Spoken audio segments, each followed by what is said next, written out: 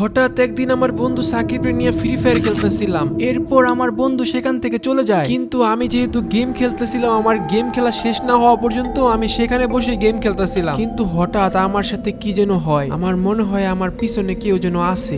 এই কে কে ওইখানে? ওইখানে কিসের আওয়াজ? আমি কিছু বুঝে ওঠার আগেই ওইখান থেকে একটা আওয়াজ আসে। তোর সময় শেষ।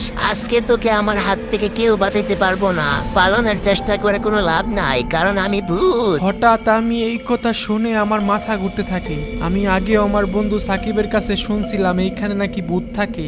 আমার মাথায় একটা প্ল্যান আসে। আমি তো কোনো দোষ করি নাই, শুনছি ভূতের নাকি কোনো অন্যায় না করলে কিছু বলে না। আমি কি করছি? তুই এতদিন ধরে গেম খেলস, আমি দেখি তুই তোর বন্ধুরে কোনোদিন গিফট করস না। তোদের মতো কিপটাদের আমি শেষ করে ছাড়বো। আমি এক্ষুনি আমার বন্ধুরে গিফট দিতেছি, প্লিজ আমারে কিছু কইরেন না। সাথে সাথে আমি আমার বন্ধু সাকিবরে গিফট করি। এরপর যা হয় রাসেল ভাই বিশ্বাস করবেন না। কিরে দিবস, কেমন দিলাম? আমি কোনো ভূত না, আমি সাকিব।